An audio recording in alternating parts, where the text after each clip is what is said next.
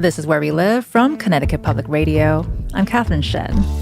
If you're like me, you've heard about Weight Watchers and the Atkins diet and the keto diet, and the list goes on and on. Every year, it seems like there's a new weight loss craze. But the latest isn't actually a diet. It's a medication. Ozempic, also called semaglutide, is used to treat diabetes, but it's also being prescribed for weight loss. In 2021, the FDA approved this drug for weight loss for the general population. Celebrities like Oprah Winfrey and Amy Schumer have talked about using drugs like Ozempic. And although they can be pricey, they're becoming increasingly common where we live too. Today, we talk about weight loss, weight stigma, and the drugs that might change how we think about both. Joining us today is our panel of physicians, starting with Dr. Maria Asnis. She's the director of the Center for Weight Management at Stamford Health. Thank you so much, Dr. Asnis, for joining us today.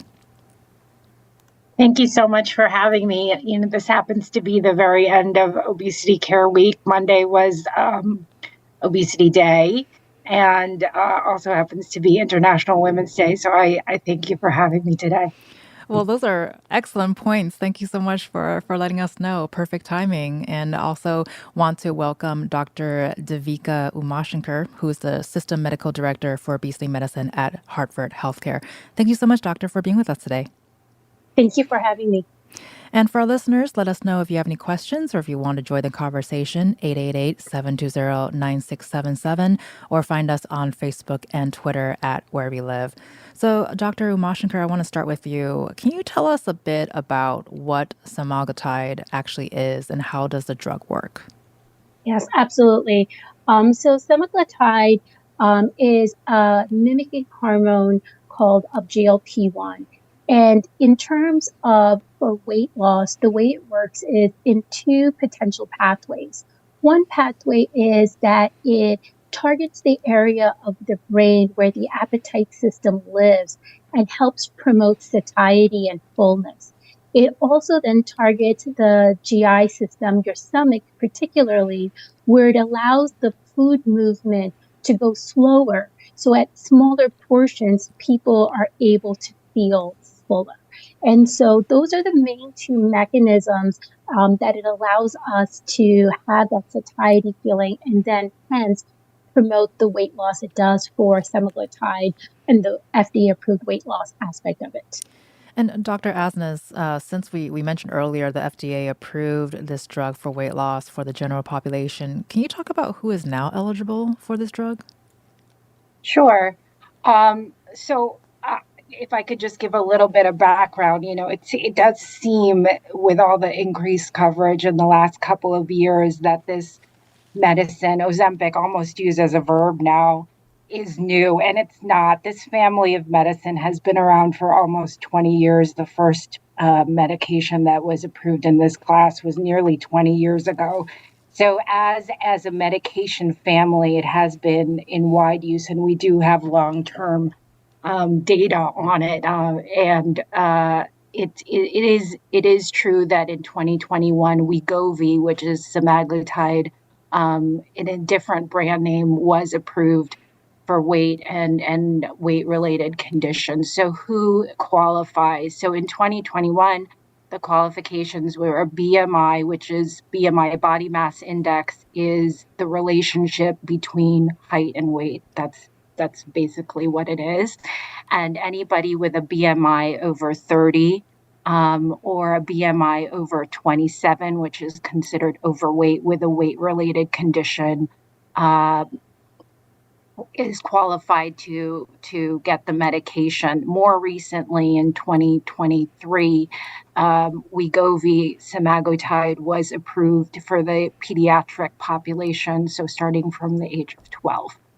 And so we're gonna talk about the pediatric angle to this in our second segment. So we're gonna be digging deeper there in a little bit. But can you also talk about, because this is something that started as a medication that treats diabetes. Can you talk about how has that changed and who is this not for? Sure. So the as Devika, Dr. Umashanker, talked about, this is a medication that has several important mechanisms. And the mechanism of action is something that all of us, diabetes or not, happens in our body. So GLP-1 is a very important gut hormone that the first thoughts of this type of hormone working in the body was elucidated nearly 100 years ago. Again, not new, speaking to how not new it is. And for me as an endocrinologist, I had learned about this in fellowship training as an endocrinologist, and started using this family of medicine when it was first approved 20 years ago. That just speaks to my age, so I gave that away a little bit. Be proud of it. You're right. And the age and experience, right, as we say. Exactly. So the way it has been applied, initially it was applied, was for really type 2 diabetes, because one of its really mechanism of action, besides the ones that help with weight loss, is how it improves our body's processing of sugar and carbohydrates. That's how it lowers blood sugar in people who have diabetes. Obviously, in the ensuing years, we have elucidated other effects: cardiometabolic benefits, liver benefits, kidney benefits, cardiovascular benefits, and obviously why it's reached the stratosphere of exposure, the weight benefits. How it's been used in these last few years has evolved. So when I started the medical weight management program in Stamford Health in 2019, there was very little awareness of this family of medicine being used for the weight application. There were people who were using it for the weight application, including me and others who specialize in obesity care and medicine. Because it was noticed very early on that in addition to the effects on sugar, people did lose weight. And obviously that was noticed by many more people, and then validated and by the FDA with the approval of Wegovy in 2021. Now in 2024, the application for weight has bloomed, to say the least. And I will say that is a reflection of what I think is the health challenge of our times, which is not weight per se, but weight and weight-related conditions like diabetes, prediabetes, fatty liver, hypertension, cholesterol, cardiovascular disease. The demand and the need for this type of effective, safe, and durable intervention is infinite. So that is the basis of, I think, why there is so much exposure about this medicine. And despite the coverage, which really sometimes emphasizes, celebrities, et cetera, and losing weight, we cannot lose sight of the fact of a very life-changing intervention for many people who need it. And Dr. Umashanker, especially building on what Dr. Asnis just shared, when she mentioned weight conditions, and when we think about weight loss, the advice that I think we often hear is to make lifestyle changes, which means to eat less, exercise more. Compared to attempting weight loss through just lifestyle means, how does adding semaglutide change things for patients? Yes, absolutely. So, when we think about lifestyle modifications and how it objectively demonstrates in terms of weight loss, we see that it provides about approximately 3% weight loss. And so, to add on to that layer of support, medications, when we talk about specifically anti-obesity medications, the older generation medications gave up to 5 to 10% weight loss. And these were combination medications, for example, phentermine and topiramate, or Wellbutrin and naltrexone. What's really fascinating about semaglutide, Ozempic, is that these medications have given and demonstrated about 15% weight loss. And there is a small cohort of individuals in those studies that had up to 20% weight loss. So why this is really important and significant, just to share with everyone that's listening, is when we think about bariatric surgery and we look at the different surgical interventions that are available, one of the interventions called sleeve gastrectomy gives about 20 to 25% weight loss. So now we have a non-surgical intervention that could potentially give up to the same amount of weight loss as a surgical intervention. And I think that is just something important to recognize in terms of how powerful these medications are. And in some cases, like Dr. Asnis mentioned, can be life-changing.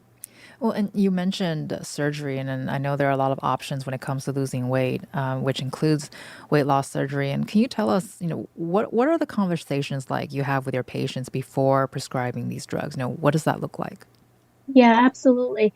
So, when I'm speaking to my patients who come for weight management, personally as a physician, I feel that I'm here to help them and meet them where they need to be met.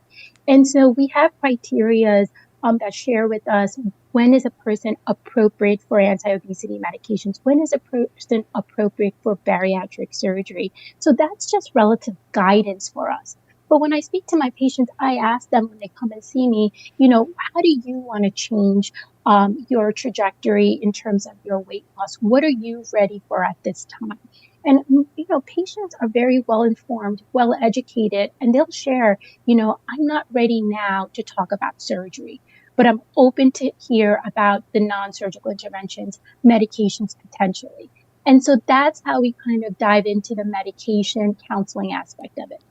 But, for patients who fit the criteria for bariatric surgery, which is, individuals with a BMI greater than 40 or individuals with a BMI greater than 35 with a weight-related comorbidity, those are more of the older guidelines. We have a new established ASMBS guidelines that have actually changed that criteria, allowing individuals with a BMI greater than 35 to be eligible for surgery and a BMI of 30 and above with a weight-related comorbidity to be eligible for surgery. But because these guidelines are relatively new, all insurance haven't aligned to it. So when we talk about bariatric surgery and we use that criteria, I share with them the different weight loss options that they may have in terms of the weight loss that they may expect. But more than weight loss itself, it's about how they improve their overall health, how they improve their weight-related comorbidities. And I think that's more of an impactful conversation when you talk to patients that they can get off of their, for example, insulin for the treatment of type 2 diabetes or the reduction of their blood pressure medications for hypertension. And I think that's really how we start the conversation and decide next steps for our treatment plan. Well, and with what Dr. Umashanker just described, we are learning that conversations about weight often start with a primary care or a family medicine doctor, but not all physicians think the same way about weight, health, and the relationship between those two. So I wanna welcome Dr. Mara Gordon, who's a family practice physician based in New Jersey. Thank you so much, Dr. Gordon, for being with us today. Yeah, thank you so much for having me. And you've been listening to the conversation, and I also want to talk about you. You are a health at any size physician, and you have written about centering your work and being a body positive doctor. So, can you talk about what does that look like for you, and how has the way you talked about weight changed throughout the years? Because I think we have seen sort of this evolution of the way we have conversations about weight. Yeah, thank you so much. So I'm a family physician in Camden, New Jersey. And a few years ago, this was before semaglutide was sort of that we had evidence that it could be effective in non-diabetic patients for weight loss. I just was having conversation after conversation, telling my patients to lose weight. And I realized that it just wasn't doing any good. I wasn't seeing any improvement in their blood sugar. I wasn't seeing any improvement in their hypertension.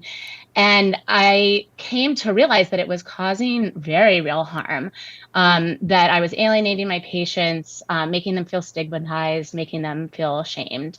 And this is corroborated by a really large body of literature that shows that the way doctors address weight in general is terrible. Doctors are, sort of the most stigmatizing people to people who live in larger bodies. And we know from, like I said, a very large body of literature, when patients feel stigmatized and shamed, they just don't come back to see us, right? So I sort of felt like there's a disconnect between my mandate to help care for my patients and what I had been taught in medical school, which was, tell everyone to lose weight, lifestyle changes, just encourage them. That'll make it happen. So now I take what I call a health at every size approach. I let the patients guide me. I don't initiate conversations about weight unless patients want to talk about weight, and many of them still do, but I have a huge following of patients who are just sick of it, sick of doctors who shame them, sick of doctors who make them feel terrible about their bodies. So now my approach focuses more on disease states, right? So I look at glucose tolerance, I look at high blood pressure, I look at mood, mobility, joint pain, and I don't look at weight. And I don't require that my patients get weighed in my office, and many of them choose not to. Well, and I think with what you just described, you just sort of listed out a couple ways to better measure someone's health. Because I think when we think about weight and health, uh, people often kind of put them together. That's the same thing, but they're not the same thing, right? So how has this approach of health at any size sort of changed the conversations that you're able to have with your patients? Yeah, I mean, amazingly for the better. I feel like my patients trust me so much more. We focus on the problems that are important to them, but also problems that have a real rigorous evidence base for causing morbidity and mortality. And I'll just say that BMI is so complicated. So that's body mass index, like Dr. Asnis mentioned. It has a really questionable origin. So it started in the 19th century by a Belgian astronomer and mathematician. He was this guy named Adolphe Quetelet. And he was not a doctor, and he was obsessed with finding the so-called average man. And of course, his average was white, European, and male. Doesn't take into account racial differences, women's bodies, children's bodies. Like, he was just this guy who was really into finding the so-called perfect man. So if that raises some red flags, it should. And there's been some really amazing sociological work from Sabrina Strings and Deshaun L. Harrison, among many other scholars, but they're some of the most prominent, who really show the connection over the course of the 19th and 20th century in the United States between anti-fatness and anti-Blackness. And they really nicely trace this in some books that I hope we can maybe put in the show notes, that, fat people have always existed. Bigger bodies have always existed. You just need to look at some prehistoric art to see some body shapes and sizes that are quite diverse. But the conceptualization of fatness as a state of pathology has a very racist history. And this is also borne out in some epidemiological research. So there's a CDC researcher I'd like to point to named Catherine Flegel. She works for the Centers for Disease Control. She's published in major journals, major medical journals, actually showing more of a U-shaped relationship between weight and health. So she looks at all-cause mortality. She's a very prolific researcher. And all-cause mortality is basically the risk of early death. And we actually find that people at very low weights and very high weights have a higher risk of early death than people who are in the so-called overweight category, and even the sort of early stages of obesity, the class 1 obesity range. It's actually more protective than being a so-called normal weight. And so all this to me is just like, we need to rethink this. We need more precise measures. BMI is such a blunt instrument. And even the American Medical Association put out a statement last year saying that BMI should not be used to assess individual health. So, I take that really seriously. Well, and if I could interject go here, for it. So I completely agree. And that's why when I describe BMI, I always say we cannot just stratify by BMI, because it is just, the relationship between height and weight. And oftentimes when our patients come to see us, and I'm sure Devika will agree, they'll ask me, what should my weight be? And I always say, your weight should be where you are the healthier weight, where you are the healthiest. So the focus on health and health-related conditions, medical conditions like blood sugar and fatty liver and kidney function and cardiovascular health, when we talk about the approach to the patient and the patient's goals. It's really those functional goals, those functional improvements, rather than an ideal weight per se. I think that our society has really focused on this concept that there is one weight that everyone should be, and it has become incredibly corrosive. And around the conversation about these medications, it has layered on top of that, and that is the difference really between a medical model, a truly comprehensive approach to a patient, rather than a dispensary model where you're just thinking about prescribing a medication. Well, thank you, Dr. Asnis, for asking that. Thing. You read my mind because I did want to get your thoughts about how weight has changed as you continue as a physician. So I want to throw that question also to Dr. Umashanker. How can doctors talk about these options without shaming a patient about their weight? Yeah, absolutely. And I just want to echo the statement of Dr. Asnis for what Dr. Gordon shared with us. BMI is just a clinical index to start the conversation. I think what's really important in terms of having a conversation that comes from a place of, creating a safe space for patients where they feel comfortable in talking about their weight. The way we approach it here in Hartford Healthcare is when patients come in, we also do a body composition analysis scale. Now, please understand it's in no way 100% accurate, but at least gives us some sort of information in people and patients, fat mass distribution, muscle mass distribution, potentially visceral adipose tissue distribution, and really allows us to have a conversation to say, we see that your waist circumference is a little bit elevated, and there's a higher association with elevated waist circumference to certain weight-related comorbidities, such as type 2 diabetes, heart disease, liver disease. And so maybe there's an opportunity for us to work together in a space that you feel comfortable, but with professional medical guidance where we can obtain objective goals to make you your healthiest weight. And I think that's really helpful because patients look forward to not then only look at a number that's on a scale, but also look at that analysis that we're able to provide and see overall how they're doing. So, Dr. Gordon, before we go to break, I do want to ask, with our conversation talking about the way we view BMI is very different compared, let's say, a decade ago, and now that we have various big medications coming onto the market that people have access to, can you talk about, how has that impacted your practice and respond to what Dr. Asnis and Dr. Umashanker has to say? Yeah, and thank you both for such a thoughtful approach. I mean, it sounds like your patients are really lucky to have you both. So I'm a primary care physician. I see all comers, so I may be seeing a slightly different patient population than folks who specialize in so-called obesity medicine. And I'll say, I mean, I absolutely prescribe GLP-1 agonists. They can be extremely helpful medications for people who have diabetes, people who are at really high risk of cardiovascular disease. So I do prescribe them happily in circumstances where it's medically indicated. But I think it's just so hard to extricate Ozempic from our diet culture, right? We have a multi-billion-dollar diet industry, and it spends a lot of money telling a lot of people to hate their bodies, right?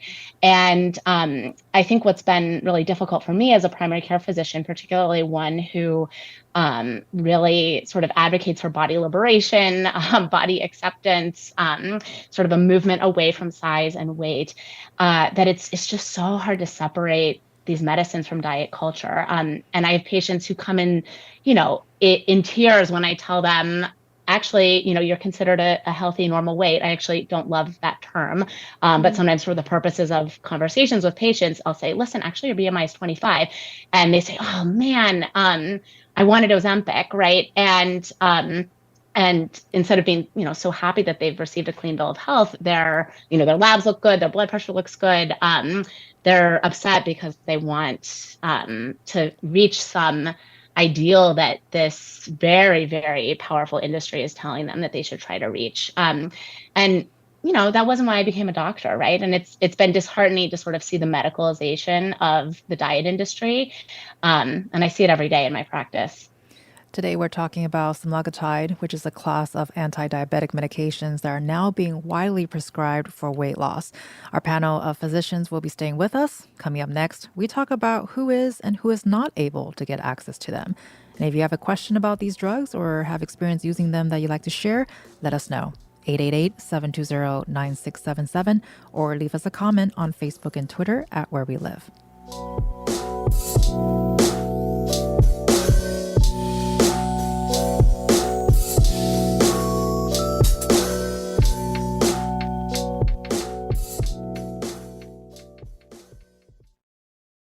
This is Where We Live from Connecticut Public Radio. I'm Catherine Shen. Ozempic, or semaglutide, was once only available for diabetics, but now it's widely available for weight loss and weight management, and that includes children. Children over the age of 12 are eligible to be prescribed this drug, and we spoke with Connecticut Children's Hospital Dr. Jessica Williams, who is the medical director of the Pediatric Obesity Center. I think some folks are surprised when they come to see our day-to-day practice and they realize that we talk about weight extremely rarely compared to health. And we're really, especially in kids and teens, we really need to be very mindful that we're really trying to promote our healthiest, best habits. They don't need to be perfect. You are absolutely able to have a good, and we want you to develop a good relationship with food. We don't want folks to feel like they can never have a cupcake. They go to a birthday party and everyone else can eat something, but I can't because of my weight. We want them to have a normal and healthy relationship with food. Absolutely, this medicine can and has been incredibly effective for many, many patients. It is very effective, and I have seen tremendous improvements, but there are also other safe and effective medications as well that have given really a kid their life back. So I want to start the conversation here with Dr. Mara Gordon, who's a family practice physician from New Jersey. Can you respond to what we just heard from Dr. Williams? We mentioned children being eligible for this drug earlier. What are your thoughts? Yeah, that's really tough. I think that my approach with my pediatric patients is a very, very gentle touch.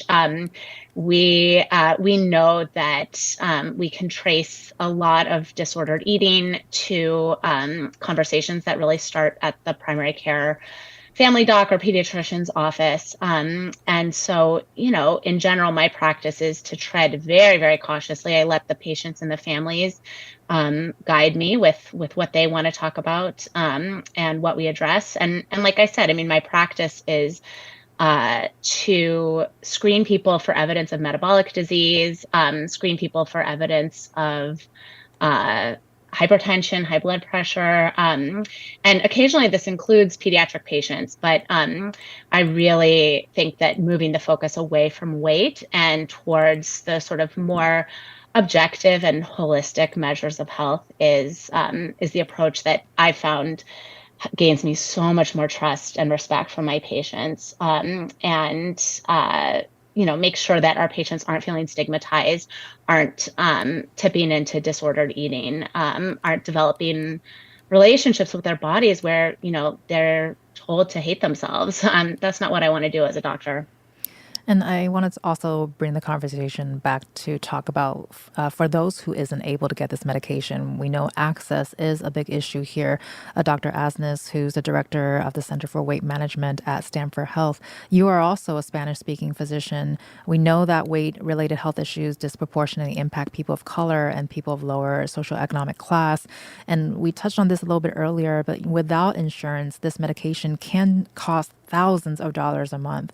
So can you talk about whether or not cost has been a barrier for some of your patients trying to get this medication? And are you able to find any workarounds for them to be able to get the medication that they need? Sure. So before I talk about that, I'd like to talk about what sounds to me like an extremely common theme amongst all the physicians who've spoken today, which is really a focus on health rather than weight. And I completely agree. Our society is incredibly fixated skinny, what I call the quest for skinny, and diet culture. And unfortunately, because this family of medicine, these medicines are so impactful for that one measure, it has reached the stratosphere. But what I will emphasize is that the care for people and their health is more than just about looking at that number on the scale. And we've said that over and over, all of us. As far as access is concerned, for people who medically would benefit from this family of medicine, there is a health equity issue, a big one. There is an incredible gap in access to care to these medicines. If you are able to afford the medicines, regardless of whether you of anything, really, you are able to obtain them. But Ozempic, one pen is $900 at the cheapest. Wegovy, its FDA approved version for weight, is $1,400 a month for 4 pens. It's a staggering amount of money for people. If your insurance doesn't cover weight medications, which is about 10 to 15% of commercial insurances only, Medicare does not cover weight medications at all. In the state of Connecticut, there was a law that was passed that Medicaid patients would be able to obtain weight medications, including semaglutide. However, it has not reached the formulary yet. So there are an enormous number of patients who have been deemed medically, who would benefit from these medications, who just cannot obtain them. I cannot think I can just go through how many hoops I have to go through to get people medications. It is the one of the health issues that people have to prove they are worthy to get the intervention. It guts me every time. Are there workarounds? Yes. So there are some patient assistance programs. They're exceedingly difficult to qualify for. There are free medications through the pharmaceutical companies. Again, very difficult to qualify for. There are some grants. So in short, there are no workarounds that are easy. Unfortunately, what has happened is there is now a whole industry of semaglutide from other sources, Ozempic from other countries, et cetera, that we cannot really adjudicate what that is and how people are getting it. But because of the need and the cost, some patients are resorting to that. I don't advocate for that. I don't recommend that. And I want to bring in Dr. Umashanker, who's from the Hartford healthcare system. In the media, I think we mainly hear about women being on Ozempic or being prescribed them. But are you seeing more men or women that are being prescribed to Ozempic? Yes. So in our practice, we see about 80% females that come seeking for counseling in weight loss management. And just by the percentage of women that we see, we do end up having individuals asking for Ozempic, aligning more to our female population. And I just wanted to kind of add on to what Dr. Asnis said about the health equity issues and concerns. This is something that we are all experiencing across the state or even potentially across the United States. And I think what I just wanted to share with everyone also here today is, when someone may not be eligible specifically for a GLP-1 medication, we do have other anti-obesity medications that we could potentially counsel patients on that may not be as expensive. So if individuals are seeking, weight management counseling and looking to come to a healthier weight, I think, it's important to know we do have older generation anti-obesity medications that could be potentially helpful. Now, it may not be appropriate for everyone based on their medical history, but I think there's so much attention on, semaglutide that, there's been forgotten in some aspect of older medications that have been on the market since 2012 that has given good weight loss. Maybe not the same as Ozempic up to 15 or 20%, the 5 to 10% is clinically significant, and it has shown to reduce weight-related comorbidities. So there is more options outside of Ozempic. We only have a couple minutes here, but I do want to ask all three physicians for any final thoughts that you would like our listeners to sort of learn or get out from this conversation. Dr. Umashanker, let's start with you. Well, I'm just so happy to have had this platform to have this conversation, to speak with Dr. Gordon, Dr. Asnis. What an important topic. And the only one thing I want to leave off for the listeners is, when we think about weight management, when we think about these medications that are available, I think it's just really important to understand medications are really here to improve our health. Obesity is a chronic disease. It's a lifelong disease, and it's something that should be taken into consideration of it's just not a number. It's something that you work towards, and it's a lifelong journey. And Dr. Asnis, same question to you. What do you hope our listeners get out from this conversation today? So I'd also like to thank everybody on this panel. It's been so great to hear people with similar philosophies about the focus on health. I always welcome these platforms, and I say this to the physicians and the providers in our health system. The access begins with us, to be trusted by our patients and to be trustworthy.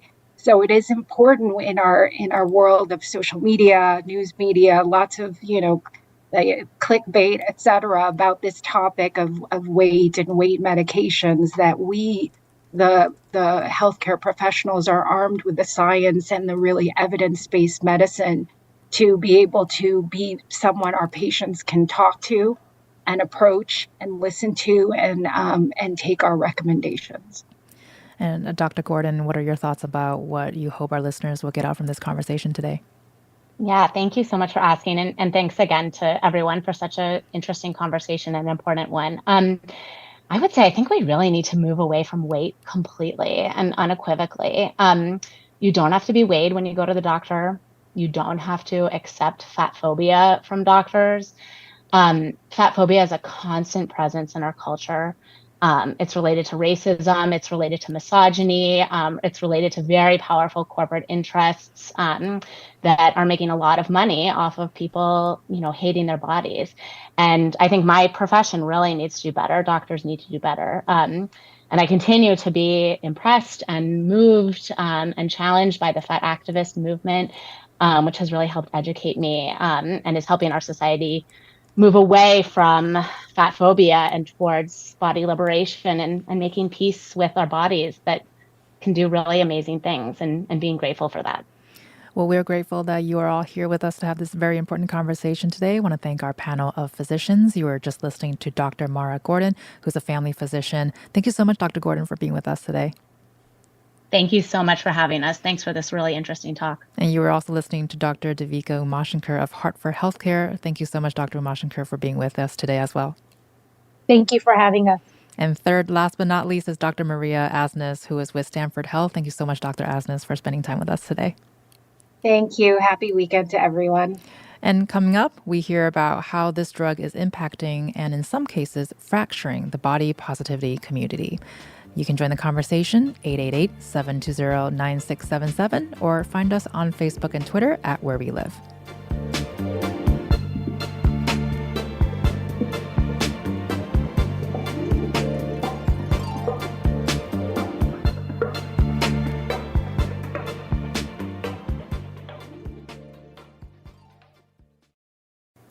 This is Where We Live from Connecticut Public Radio. I'm Catherine Shen.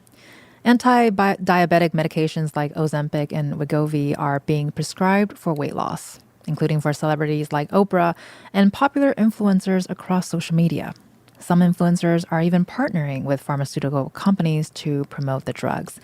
And joining us now to talk about what's happening online is Dr. Sherry Pagato. She's a licensed clinical psychologist and professor at the University of Connecticut. Sherry, welcome back to Where We Live. Thank you. Great to be here. And for our listeners, you can also join the conversation, 888-720-9677, or find us on Facebook and Twitter at Where We Live. Sherry, we've been talking about Ozempic in sort of a doctor clinical space. What are you seeing regarding Ozempic online? What are the conversations looking like on the internet?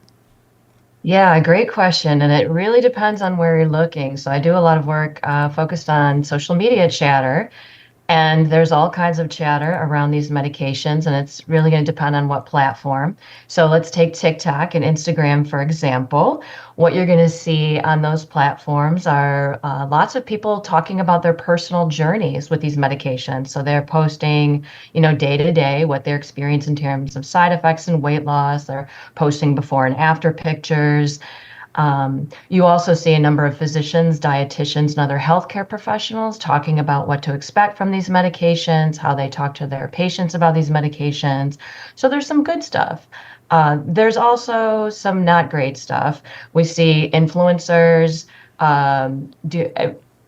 perpetuating a lot of misinformation, doing a lot of fear mongering about these medications, saying things like, oh, you're going to end up twice as heavy as you are now, avoid them.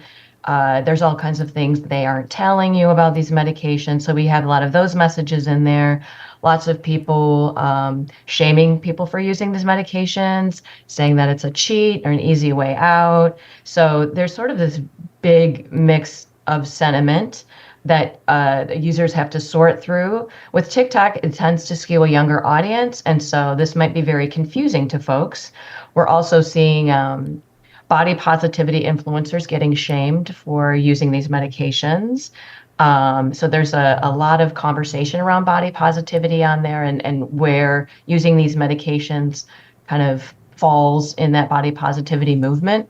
I see a lot of black and white thinking. So, for example, you can't be body positive if you're taking this medication. So that's not my belief. That's the black and white thinking that I'm seeing is that it's sort of either or. Another example of black and white thinking you might see is like you either take these medications or you make healthy lifestyle changes. It's one or the other. So I'm concerned about that black and white thinking because it's really kind of more nuanced than that as it pertains to both of those issues. And so I think so. Those are those platforms, TikTok and Instagram, which are more public facing. You've got lots of influencers, micro influencers who have audiences.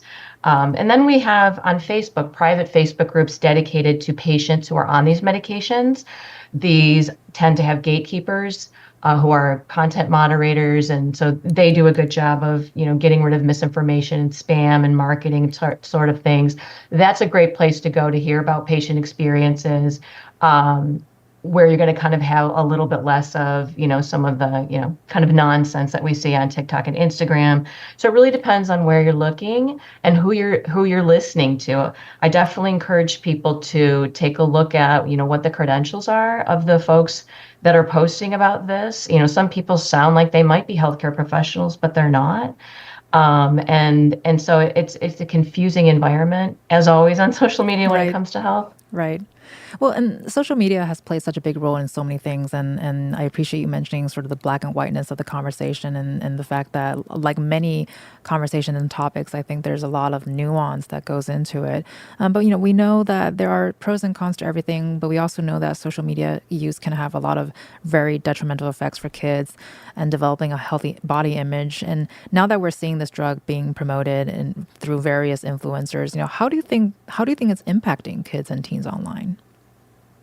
Yeah, I mean, it seems like people are falling into different camps. Some people are falling into the, anti-medication camp, and then other people are really interested in learning more about it and seeing if it's right for them. And so it just sort of depends on, which camp people fall into and which influencers they're listening to. And I think as part of the trends too, and this is something that's been happening for a while, but social media has certainly added to it. So we hear the term, heroin chic, pro-Mia or pro-bulimia, pro-Anna, which is pro-anorexia, and also finspiration. So these are all hashtags that we find online that promotes weight loss and in some cases also disordered eating to achieve that ideal thinness that we've been talking about. Do you have concerns about how these drugs might continue to encourage this? Yeah, just the other day I saw, a celebrity influencer talking about using these drugs to get from a weight of 138 to 115. So obviously this person is not likely overweight at those weights, and And that's concerning, that it's planting the seed that, folks who are not overweight, or, who probably shouldn't be losing weight at all, using these medications. Online, you're going to find a community for pretty much any topic. And so it's not surprising that those communities are out there. I guess the difference today, with this being so public and online, is that there's the threat of that ideology spreading to people who might not otherwise, those ideas cross their mind. So that's, I think, my biggest concern about some of those communities, is to the extent that they do gather big audiences, they're spreading an ideology and can be fanning the flames of eating disorders. Well, I think you kind of answered my next question. I did want to ask, on a broader spectrum, how do you think this trend could impact weight stigma online? And it seems like exposure to more of that, like triggering to that, seems to be the case. You think, Sherry? Yeah, definitely. Someone's struggling with their weight, or feeling bad about their weight. And one thing we know about weight stigma is that it becomes internalized.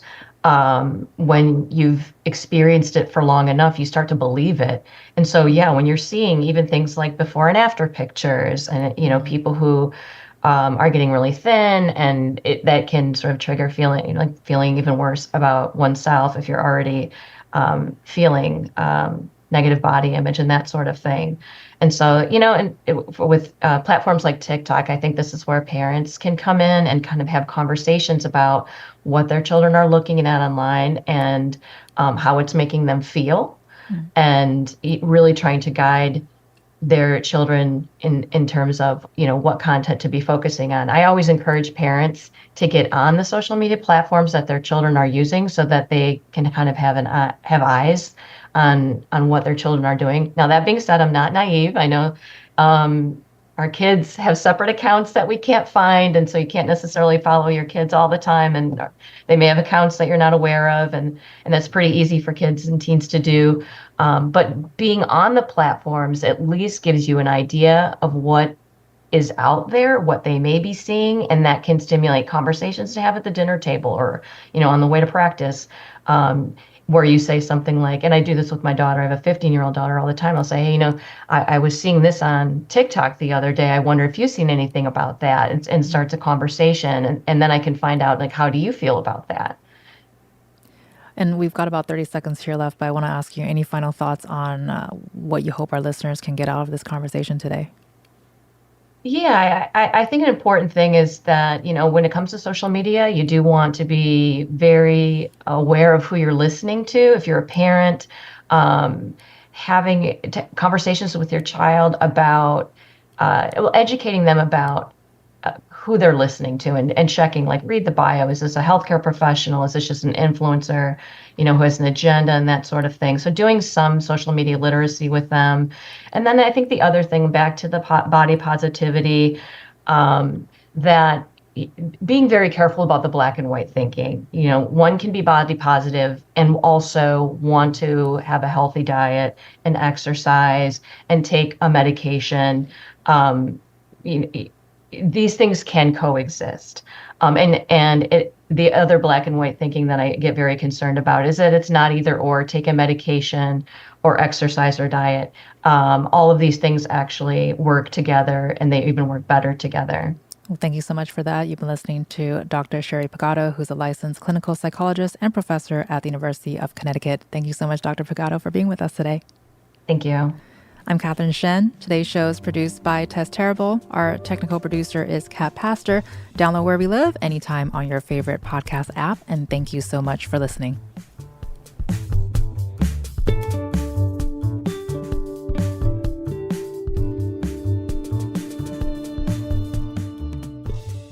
Thanks for listening to